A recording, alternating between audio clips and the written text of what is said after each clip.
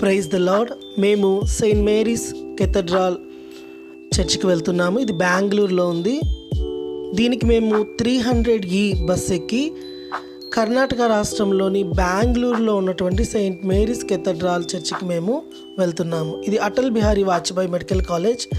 దీని వెనకాల Saint Mary's cathedral మనకు కనిపిస్తుంది.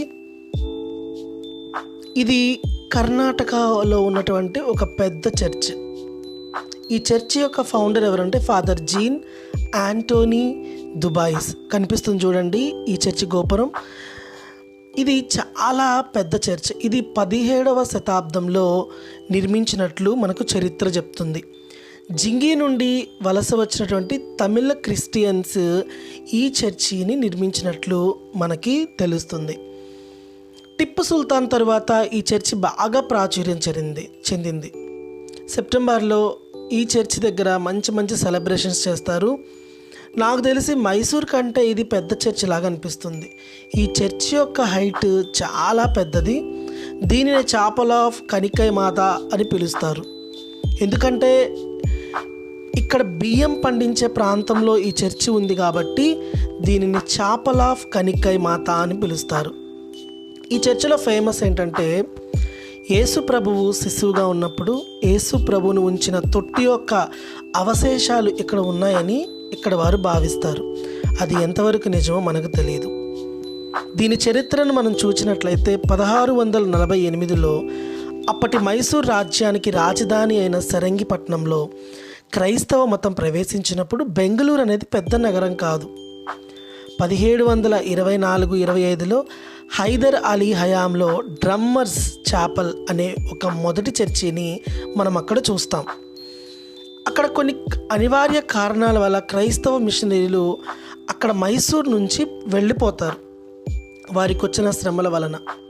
కొన్ని రోజుల తర్వాత ఫ్రెంచ్ మిషనరీ ఫాదర్ జీన్ యాంటోయిన్ దుబాయిస్ అనే ఆయన బెంగళూరు చేరుకొని అక్కడ క్రైస్తవ మతాన్ని ప్రారంభిస్తాడు. ఈయన ఏం చేస్తాడంటే బెంగళూరులో అనేక మందికి అవసరాలు తీర్చి సువార్తను చెప్పి అక్కడ క్రైస్తవ మతాన్ని ఈయన ప్రవేశింపచేస్తాడు. మనం చూస్తే భారతదేశంలో వ్యాక్సినేషన్ ప్రవేశపెట్టిన మొదటి వారిలో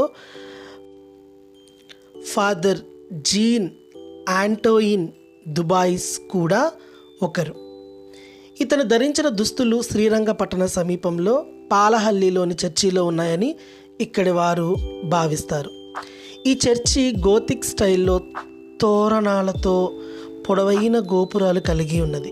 ఇది చాలా ప్రాబల్యం కలిగిన చర్చ్. 400 సంవత్సరముల చరిత్ర కలిగిన చర్చ్. ఈ చర్చిలో సెప్టెంబర్లో మదర్ మేరీ పుట్టినరోజు సందర్భంగా ఇక్కడ కొన్ని ప్రార్థనలు జరుగుతాయి. ఈ ప్రార్థనలో 5 లక్షల మంది వరకు కూడా పాల్గొంటారంట. ఇది 10 రోజులు జరుగుతుందంట. 29 ఆగస్టు నుండి 7 సెప్టెంబర్ వరకు 9 రోజులు అక్కడ ఫ్లాగ్ హోస్టింగ్ జరిగిద్ది.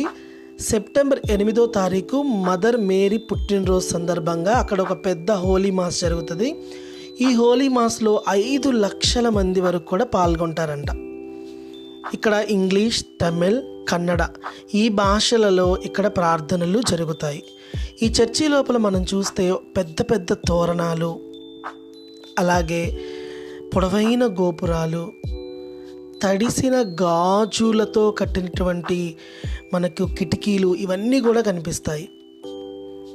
ఈ చర్చ్ ఫాదర్ జీన్ యాంటోయిన్ దుబాయిస్ గారి యొక్క సువార్త వలన ఈ చర్చ్ ఇక్కడ ప్రారంభించబడింది.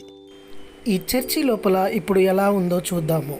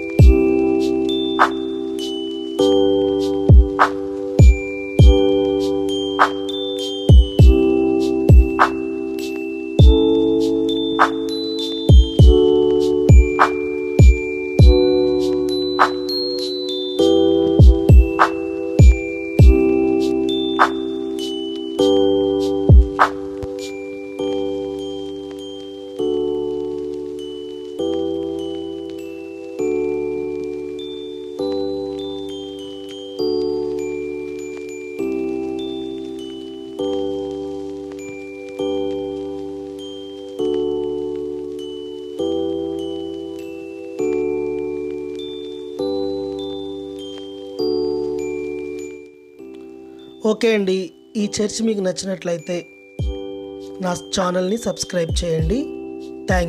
Thank you so much.